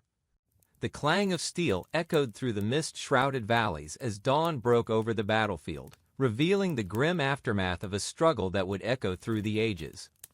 The year was 1066, and the fate of England hung in the balance. On the blood-soaked fields of Hastings, the Norman invaders under William the Conqueror had shattered the shield wall of King Harold's Saxon forces, marking the end of Anglo-Saxon rule and the beginning of a new era. The air was thick with the metallic scent of blood and the mournful cries of the wounded, while carrion birds circled overhead, their shadows flickering across the broken bodies of the fallen. William, his chainmail splattered with mud and gore, surveyed the scene with a mixture of triumph and calculation. The victory had been hard won, but the true challenge lay ahead, consolidating his rule over a land steeped in ancient traditions and simmering resentment.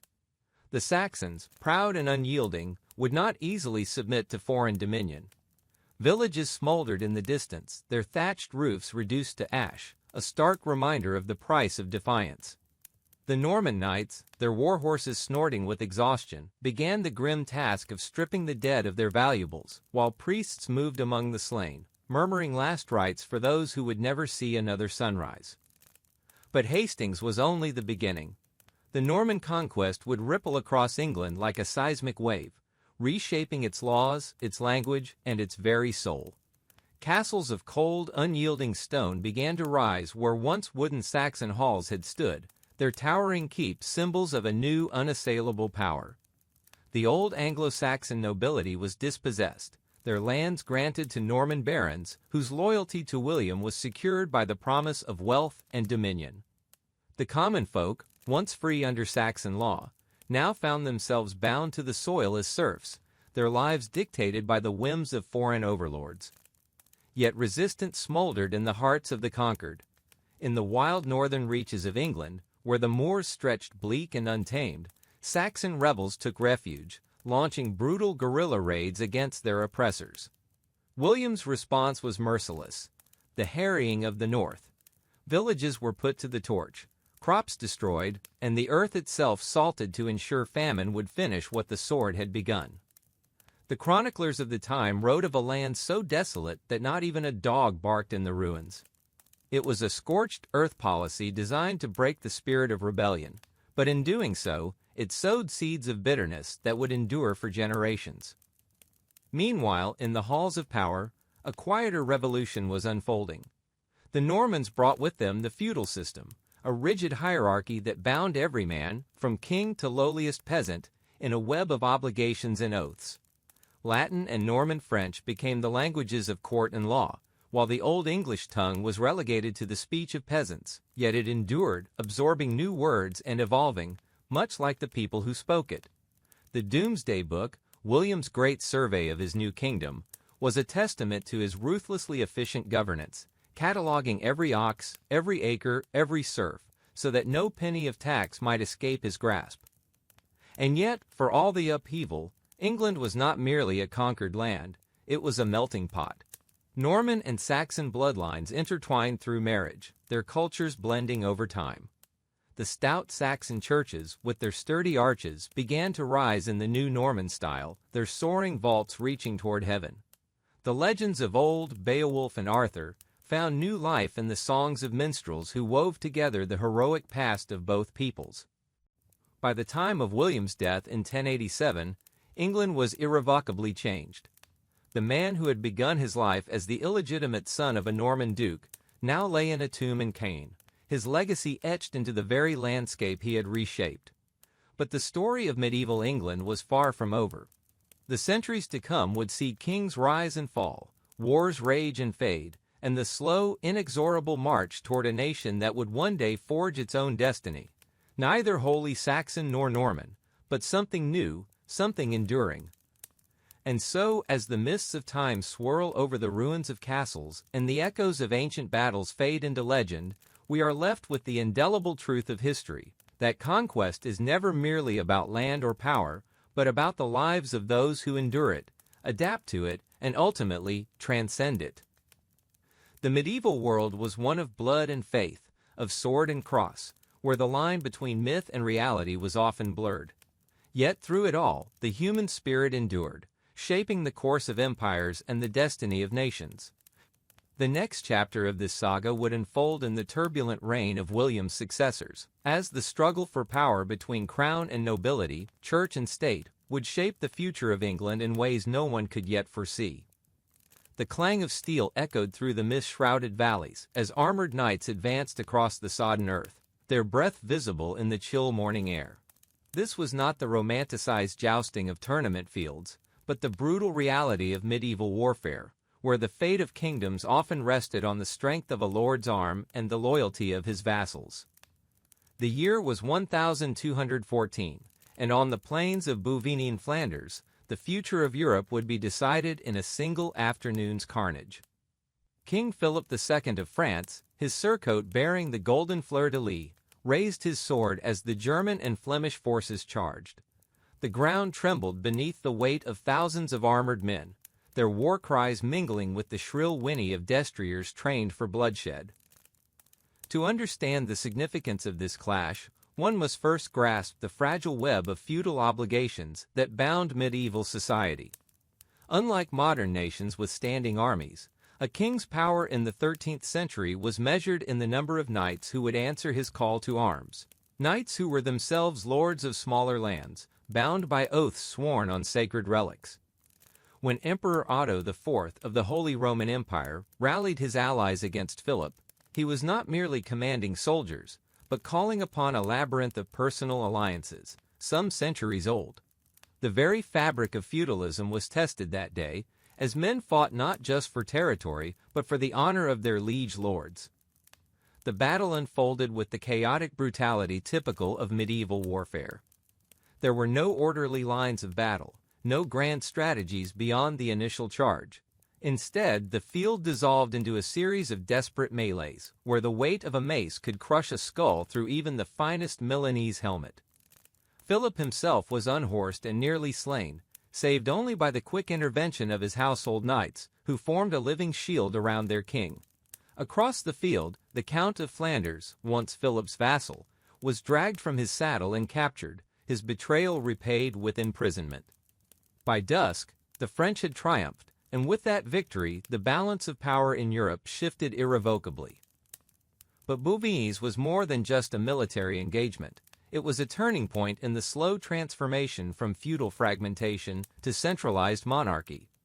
Philip's victory allowed him to consolidate his holdings, stripping rebellious nobles of their lands and rewarding loyal vassals with new titles. The administrative machinery of the French crown grew more sophisticated in the decades that followed, as royal bailiffs and seneschals extended the king's justice into provinces once ruled by semi-independent dukes. This was the quiet revolution of the medieval state, less glamorous than the clash of swords, but far more enduring. Meanwhile, in the damp halls of England's nobility, another drama was unfolding, one that would reshape the relationship between ruler and ruled. King John, Philip's rival and Otto's uncle, had suffered devastating losses in France, and his barons were restless. The heavy taxes levied to fund his wars, combined with his capricious punishments, had turned even his most powerful vassals against him. In 1215, they forced him to a meadow at Runnymede and pressed a quill into his unwilling hand. The Magna Carta, though initially a failure as John almost immediately repudiated it, would echo through history as the first halting step toward constitutional governance. Its clauses limiting arbitrary imprisonment and demanding consent for taxation were radical in an age when kings claimed to rule by divine right. Yet the medieval world was not shaped by kings and battles alone. In the shadow of these grand events, the rhythms of peasant life continued, unyielding and unglamorous. The vast majority of Europe's population toiled in fields that had been worked the same way for centuries, their lives governed by the turning of the seasons and the demands of their lords. A peasant's year was marked by the sowing of winter wheat, the shearing of sheep in spring, the backbreaking labor of harvest, and the ever-present fear of famine. When crops failed, as they did with terrifying regularity, starvation followed. The Great Famine of 1315 to 1317, caused by years of unrelenting rain and rotting harvests, killed millions and left villages deserted, their fields choked with weeds. And then, just as Europe was beginning to recover, came the greatest calamity of all. In 1347, a Genoese trading ship docked at Messina, Sicily, its crew dying with grotesque swellings in their groins and armpits. The Black Death had arrived. Within 5 years, it would claim an estimated 25 million lives, nearly half of Europe's population. The social order unraveled. With so many dead, laborers found themselves in sudden demand, and for the first time, peasants could demand wages for their work. The old feudal system, already straining under the weight of change, began to crumble. Lords who once commanded unquestioning obedience now faced revolts, like the Jacquerie in France or the Peasants' Revolt in England, where commoners burned manorial records and shouted the heresy that all men were created equal. Amidst this upheaval, the medieval church, for centuries the unchallenged spiritual and political authority, faced its own crisis. The Avignon Papacy, 1309 to 1377, where 7 successive popes ruled from France rather than Rome, eroded faith in the institution. Then came the Great Schism, 1378 to 1417, with rival popes excommunicating each other while kings and cardinals chose sides. Ordinary Christians, disillusioned by the spectacle, turned to mystics like Catherine of Siena or heretical movements like the Lollards, who dared to translate the Bible into English. The stage was being set for the Reformation, though that cataclysm still lay a century in the future. Yet even as the old order faded, the seeds of the modern world were taking root. In the bustling cities of Flanders and Italy, merchants amassed fortunes that rivaled those of dukes, their wealth built on wool, banking, and trade routes stretching to the Levant. The Medici of Florence, though nominally commoners, would soon bankroll popes and marry their daughters to kings. Universities, once small ecclesiastical schools, grew into centers of learning where scholars debated Aristotle and the laws of nature. And in the quiet scriptoria of monasteries, scribes meticulously copied not just religious texts, but the rediscovered works of ancient Rome and Greece, preserving a heritage that would fuel the Renaissance. The medieval period did not end with a single event, but with a slow metamorphosis. 1,000 small changes in thought, power, and technology. When Henry V triumphed at Agincourt in 1415, he did so with the longbow, a weapon that made the armored knight obsolete. When Constantinople fell to the Ottomans in 1453, it sent Greek scholars fleeing westward with manuscripts that would ignite humanist fervor. And when Gutenberg's printing press began mass-producing books in the 1450s, it shattered the Church's monopoly on knowledge forever.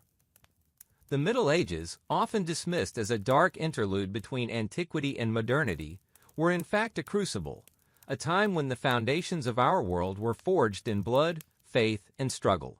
From the feudal bonds of bovines to the inky pages of the Gutenberg Bible, the period was one of contradictions, brutal yet pious, stagnant yet innovative, hierarchical yet rebellious. To study it is to trace the origins of our own society, to see in the smoke of 1,000 village hearths the embers of the world to come. And so the story continues, through the rise of merchant guilds and the birth of banking, through the construction of cathedrals that scraped the heavens, through the whispered heresies that would one day topple thrones. The medieval tapestry is vast, its threads still woven into the fabric of our lives, in our laws, our cities, even our dreams of justice and equality. To walk through a modern European town is to tread upon layers of history, where a Starbucks might stand where once a blacksmith hammered swords for crusaders, or where a subway tunnel cuts through the bones of plague victims. The past is never truly gone. It merely waits, patient as stone, for us to remember. The late medieval period also saw the crystallization of national identities that would define Europe for centuries. The Hundred Years' War, 1337 to 1453, between England and France, though ostensibly a dynastic conflict over the French throne, became a crucible for nationalism. Joan of Arc, the peasant girl who claimed divine guidance, rallied French forces not as a subject of a feudal lord, but as a patriot fighting for La Douce France. Her eventual capture and execution by the English only cemented her legend, transforming her into a symbol of resistance. Meanwhile in Spain, the Reconquista reached its climax as Ferdinand and Isabella united Castile and Aragon, finally crushing the Emirate of Granada in 1492. That same year, they expelled Jews who refused conversion, demonstrating how religious fervor and national identity had become fatally intertwined. Art and culture, too, reflected these shifting tides. The Gothic cathedrals of the High Middle Ages, Notre Dame, Chartres, Canterbury, were not just places of worship, but communal projects that took generations to complete. Their stained glass windows, depicting biblical scenes in radiant hues, were the movies of their day, teaching scripture to the illiterate through light and color. By the 15th century, however, anew. The clang of steel echoed through the mist-shrouded valleys as dawn broke over the battlefield, revealing the grim aftermath of the previous day's slaughter. Crows circled lazily above, their harsh cries mingling with the groans of the wounded and dying. The air was thick with the metallic tang of blood and the acrid smoke of smoldering campfires. Knights in dented armor moved like ghosts among the fallen, their tabards, once vibrant with heraldic colors, now stained with mud and gore. This was the reality of medieval warfare, where honor and brutality walked hand in hand, and the fate of kingdoms often hinged on the strength of a single man's sword arm. The battle had been a clash of titans, two rival lords, each claiming lineage from ancient bloodlines, each convinced of their divine right to rule. On one side stood Duke Alaric of Blackthorn, a bear of a man with a voice that could rally armies and a temper that could level forests. His banner, a snarling wolf on a field of crimson, fluttered defiantly in the morning breeze.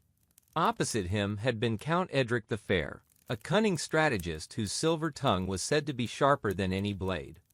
His forces, though fewer, had been bolstered by mercenaries from across the sea, hardened men who fought not for honor, but for gold. The night before the battle, the camps had been alive with tension. In Alaric's tents, priests moved among the soldiers, offering blessings and hearing final confessions. The flickering light of torches cast long shadows as men sharpened swords, tightened straps on their armor, and exchanged quiet words of reassurance or farewell. Some, too young to yet grow full beards, clutched talismans from sweethearts back home, their faces pale with fear.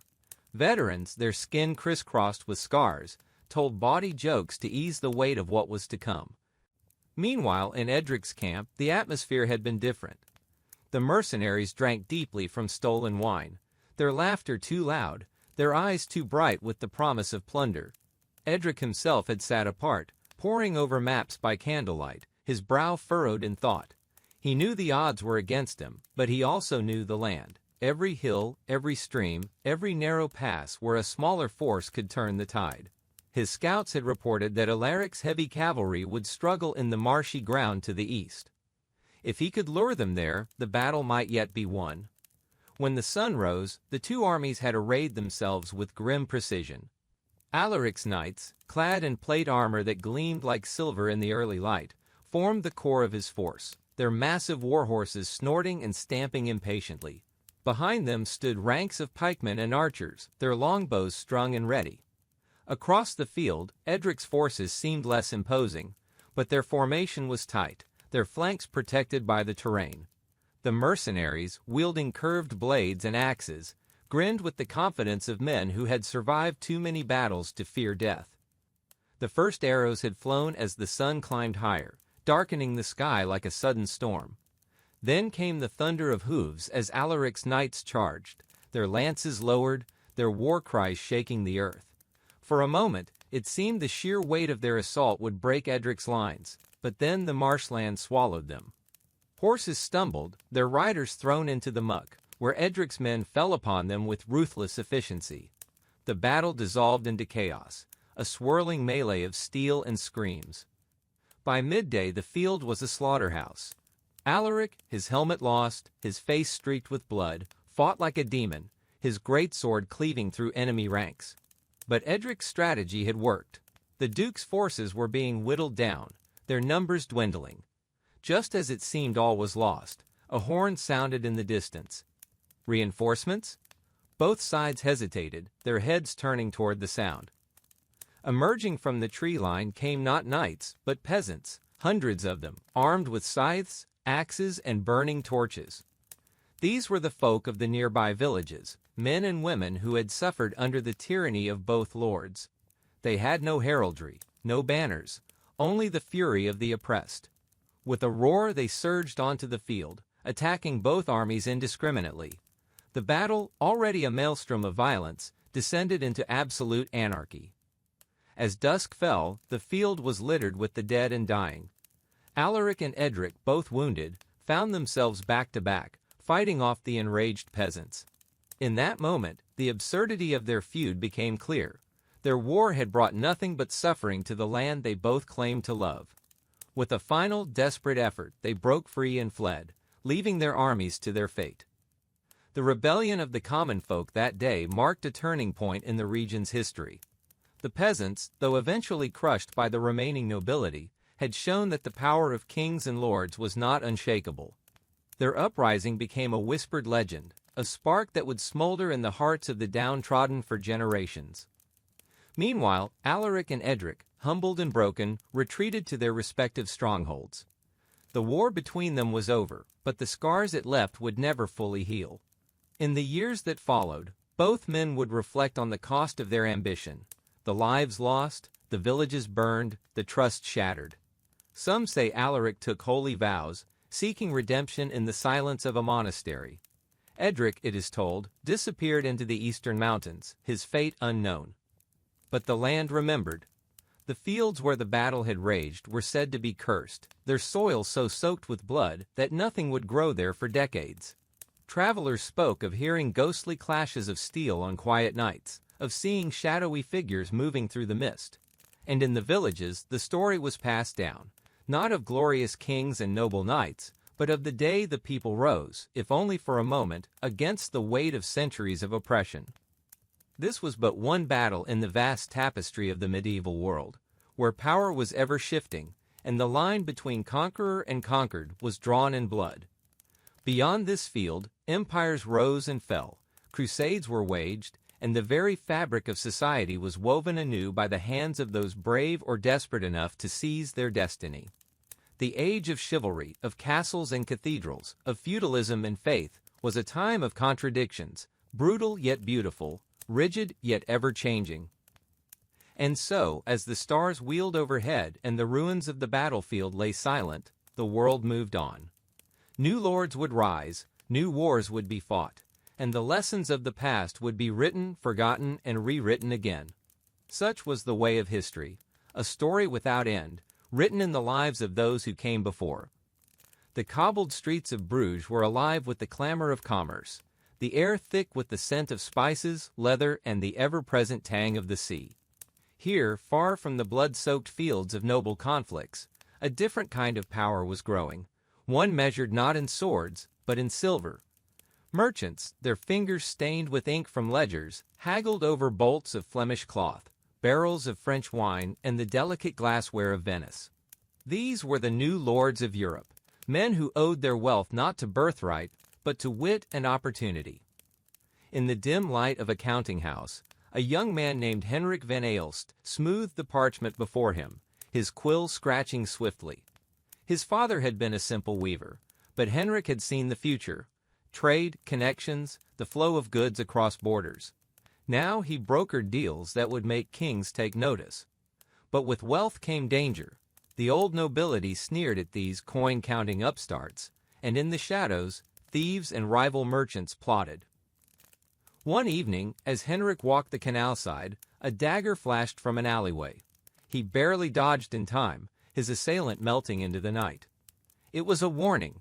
He had grown too bold too quickly. The medieval world was not yet ready to surrender its hierarchies without a fight. Meanwhile, in the courts of kings, a subtler war was being waged. Princess Eleanor of Aquitaine, her sharp mind hidden behind demure smiles, played the game of politics with a master's touch. A marriage proposed here, a whispered rumor there. She shaped the fate of nations without ever lifting a sword. But even she was bound by the chains of her sex, forced to wield influence from the shadows while men claimed the glory. And so the tapestry unfolded, threads of rebellion, commerce, and intrigue weaving together into the rich, chaotic, and endlessly fascinating era we call the Middle Ages. The story is vast, and we have only just begun to trace its patterns. The clang of steel echoed through the mist-shrouded valleys as armored knights spurred their destriers forward, their lance tips glinting like malevolent stars in the pallid morning light. This was not the romanticized joust of fair maidens and flowing banners, but the brutal reality of medieval warfare, where men fought hip-deep in sucking mud, their breath coming in ragged gasps as the stench of blood and split bowels filled the air. The year was 1346, and on the rain-slicked fields of Crécy, the very nature of European combat was undergoing a seismic shift beneath the hooves of charging war horses. King Edward III of England watched through the drizzle as his longbowmen, their arms corded with muscle from years of drawing 150-pound yew-staves, sent another volley of yard-long arrows arcing toward the French lines with the eerie whisper of death. Each bodkin-pointed shaft could punch through plate armor at 200 yards, turning the flower of French chivalry into writhing pincushions. The Genoese crossbowmen hired by Philip VI had already broken ranks, their slower-firing weapons rendered useless by the English storm of arrows and the sudden downpour that soaked their bowstrings. This was the terrible calculus of medieval warfare, where technological advantage, terrain, and the caprices of weather often decided the fate of nations before the first sword was drawn. Behind the lines, the medieval war machine ground onward with relentless efficiency. Blacksmiths worked through the night in mobile forges, their hammers ringing anvils to straighten bent swords and repair damaged armor. Camp followers moved through the ranks with skins of sour wine and loaves of hard bread, while surgeons, more butchers than healers, prepared their grisly tools for the inevitable harvest of limbs. The very earth seemed to recoil from the coming violence. Crows gathered in skeletal trees, their black eyes watching with ancient patience as they waited to feast. When the French knights finally crashed into the English lines, it was with the awful inevitability of a tidal wave meeting a cliff. Horses screamed as they impaled themselves on the forest of English pikes, their riders crushed beneath half-ton of armored flesh before they could swing a single blow. The mud became a churning morass of blood and viscera, sucking at sabatons and swallowing the fallen whole. Here, in this quagmire of dying men and animals, the medieval warrior's code met its brutal end. Noble birth meant nothing when a peasant's billhook could find the weak point in your armor, sliding up through the male gusset at the armpit to pierce lungs and heart. Meanwhile, across Europe, the tendrils of another disaster were already coiling through trade routes and rat-infested ports. The Black Death crept silently aboard Genoese trading ships in the Crimea, its bacterial payload hitching rides in the bloodstreams of black rats and the fleas that fed upon them. By the time the first Italian merchants collapsed in the streets of Messina, vomiting blood and clutching at the grotesque buboes swelling in their groins and armpits, it was already too late. The plague would kill with terrifying democracy, wiping out entire villages in weeks, leaving only the eerie silence of abandoned homes where doors swung open to reveal tables still set with moldering meals. In the shadow of both war and pestilence, medieval society underwent a profound metamorphosis. The old feudal order, already strained by the economic upheavals of the 100 Years' War, began to crumble as the plague's merciless scythe created labor shortages. Peasants who survived found their labor suddenly valuable, demanding wages and freedoms unimaginable to their ancestors. Lords tried to enforce ancient serfdom laws, but the genie could not be forced back into the bottle. The 1381 Peasants' Revolt in England saw commoners marching on London with a revolutionary fervor that would have chilled the blood of any nobleman. The Church, that other great pillar of medieval life, found its authority similarly undermined. When prayers and relics failed to stop the plague, when priests died at the same rate as their flocks, people began asking dangerous questions. Some turned to extreme piety, the flagellant movement spreading across Europe as men and women whipped their own backs raw in atonement for humanity's sins. Others embraced hedonism, reasoning that if death could come at any moment, one might as well enjoy what little time remained. Taverns did brisk business even as graveyards overflowed, the living drinking and coupling atop the buried dead. Art and architecture of the period reflected this duality of despair and innovation. The soaring Gothic cathedrals continued to rise, their flying buttresses and stained glass windows creating visions of heaven on earth, even as the Danse Macabre motif appeared in frescoes and illuminations, grinning skeletons leading emperors and beggars alike in a never-ending procession toward the grave. Manuscripts took on a new practicality, with vernacular languages gradually supplanting Latin as the educated classes realized knowledge needed to spread beyond ecclesiastical circles. The seeds of the Renaissance were being sown in this unlikely soil of death and upheaval. Nowhere was this cultural shift more evident than in the changing face of warfare. The 1415 Battle of Agincourt would prove once and for all that the age of chivalric combat was ending. Henry V's exhausted English army, dysentery-ridden and starving, stood knee-deep in French mud as they faced a French force 3 times their number.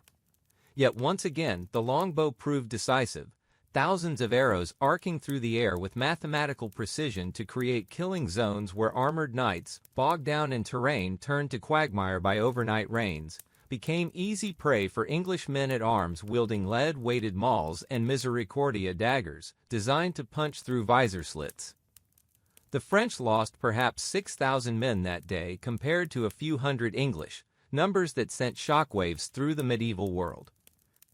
Back in the cities, another revolution was brewing, one of finance and trade. The Medici family in Florence were perfecting double-entry bookkeeping, their banking houses creating letters of credit that freed merchants from the danger of transporting chests of gold. In the wool towns of Flanders, looms clattered day and night producing textiles that would be traded as far as Novgorod and Constantinople. The Hanseatic League's cog ships plied the Baltic and North Seas, their holds packed with amber, furs, and salt, that precious mineral without which meat could not be preserved for winter. This commercial awakening brought with it new social structures. Guilds grew powerful, controlling everything from the quality of bread to the training of armorers. Their elaborate initiation rituals and secret knowledge created a new urban elite to challenge the old aristocracy. A master craftsman's home might feature glass windows and imported spices, luxuries unknown to many minor nobles still clinging to their drafty stone keeps. The medieval townscape itself changed, with soaring belfries and guild halls competing with church steeples for dominance of the skyline. Yet for all these changes, the medieval world remained one of profound contrasts. In the same cities where scholars pored over newly recovered Aristotelian texts translated from Arabic, people still believed in witches and demons. A surgeon might expertly set a compound fracture one day and prescribe a poultice of dung and crushed beetles the next. Kings ruled by divine right even as their treasuries depended on loans from Jewish moneylenders who faced periodic expulsion and persecution. This was an age where a single individual could be both a devout Christian and an alchemist searching for the philosopher's stone, where a woman might be venerated as a saint one year and burned as a heretic the next. The medieval period's final centuries saw the old certainties crumbling faster than a sandcastle before the tide. The 1453 fall of Constantinople to the Ottoman Turks sent Greek scholars fleeing westward with precious ancient manuscripts, even as Gutenberg's printing press in Mainz made the mass production of books a reality. Both events would fuel the coming Renaissance, but the transition was neither smooth nor peaceful. The Wars of the Roses in England turned noble against noble in a bloody struggle for supremacy, their private armies reducing entire regions to wasteland. In Spain, the Reconquista culminated with Ferdinand and Isabella's 1492 capture of Granada, even as they signed the order expelling all Jews from their kingdoms. Perhaps no single event better encapsulates the end of the medieval world than that same year of 1492, when Christopher Columbus, armed with a mixture of medieval cosmology and emerging Renaissance curiosity, stumbled upon the New World. The gold and silver that would soon flood back to Europe would finance standing armies and centralized states, completing the transformation from feudal fragmentation to early modern nationhood.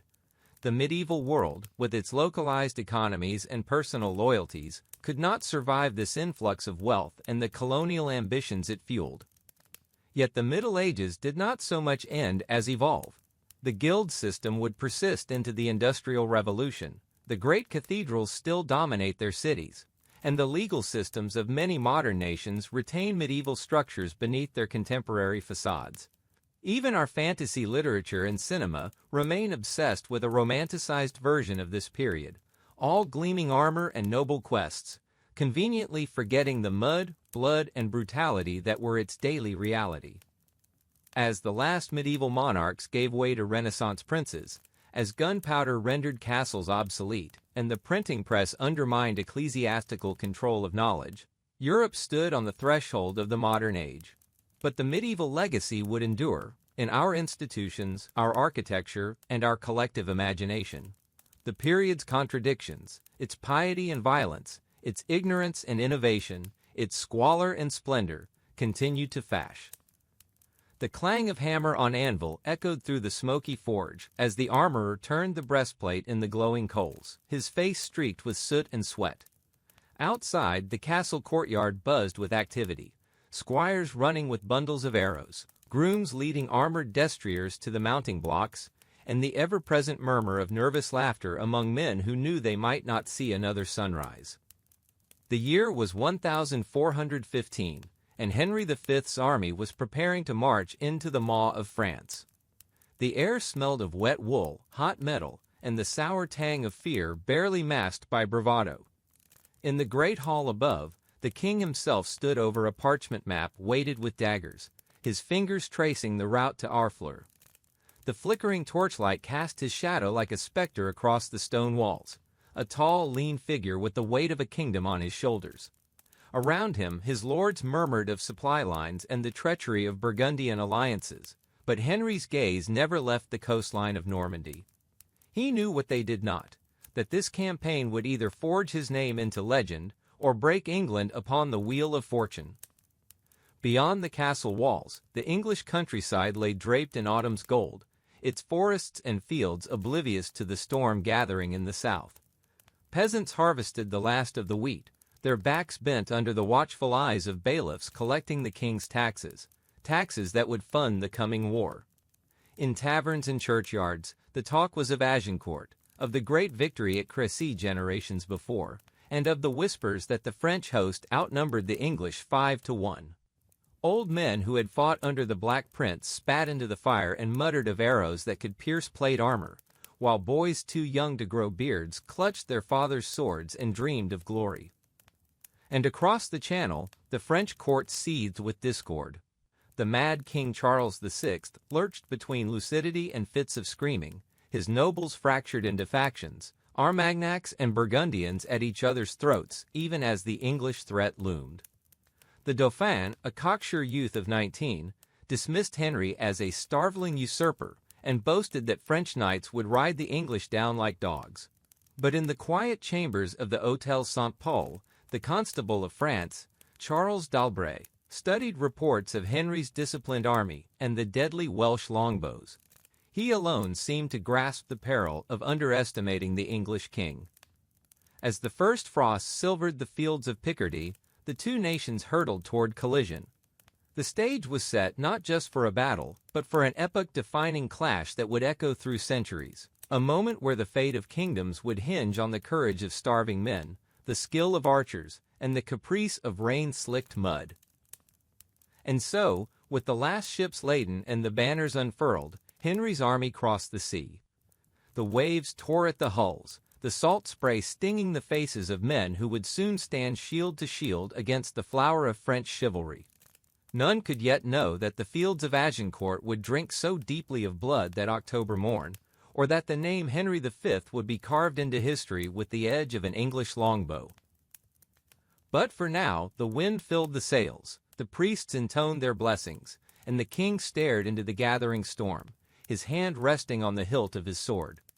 The die was cast. The walls of Harfleur rose like a scar across the horizon, their flint-gray stones slick with September rain. For 3 weeks the English had dug trenches, their sappers inching forward under the cover of cat's wooden shelters, meant to shield them from the deadly rain of crossbow bolts. Dysentery had already begun its grim work in the English camp. Men collapsed clutching their guts, their breeches soiled with blood, their groans lost in the constant thud of cannon fire. Henry had gambled on a swift victory, but Harfleur's defenders, led by the grizzled Sieur de Gaucourt, were no green levies. They had flooded the ditches, turning the earth to quagmires, and their bombards, great iron guns hauled onto the ramparts, shattered the English siege towers before they could touch the walls. By night, French sorties slithered through the marshes to burn supply wagons, leaving the English to wake to the stench of smoldering grain. Yet the king refused to relent. His own tent stood within bowshot of the walls, a defiant gesture that drew murmurs of awe from his men. When a cannonball tore through his pavilion one dusk, scattering maps and upending a wine cask, Henry merely brushed the dust from his surcoat and ordered another battery built. "If they mean to kill me," he told his worried lords, "they shall have to aim truer." But it was not steel or fire that broke Harfleur in the end, it was starvation. By late September, the French had eaten their horses, then their dogs. Children wailed in the streets as mothers scraped mold from empty granaries. De Gaucourt, his once fine tabard now hanging loose on his frame, watched in despair as his men staggered at their posts, their bellies swollen with hunger. On the 22nd, the gates creaked open. The French filed out, their faces gaunt, their banners dipped in surrender. Henry, ever the pragmatist, allowed them the honors of war, but his own army was in no better state. Nearly a third of his men were dead or unfit to fight, their ranks thinned by disease. The road to Calais and safety now lay open, but so did the gathering storm of the French host, fresh and furious, cutting off his path home. And so, with winter's breath at his back and his army limping north, Henry made the decision that would either crown him or destroy him. He would turn and fight. The English camp on the night of October 24th was a place of eerie quiet. No songs rang out, no fires blazed. The men huddled in cloaks, their breath misting in the cold, their eyes darting toward the French lines where 10,000 campfires glittered like fallen stars. Some sharpened daggers with nervous, repetitive strokes. Others knelt in the mud, whispering the names of loved ones they might never see again. In his tent, Henry called for his confessor. The chaplain, a thin man with ink-stained fingers, found the king bareheaded, his face drawn. "I have heard the numbers," Henry said softly. 50,000 against our 6,000. Tell me, father, does God favor the righteous or the many? The priest had no answer. Outside, the rain began again. It fell on the polished plate armor of French knights laughing over wine, on the taut strings of English longbows wrapped in cloth to keep them dry, and on the trampled earth that would, by dawn, be churned to a slaughterhouse mire. Somewhere in the dark, a lone archer sang a hymn to St. Crispin.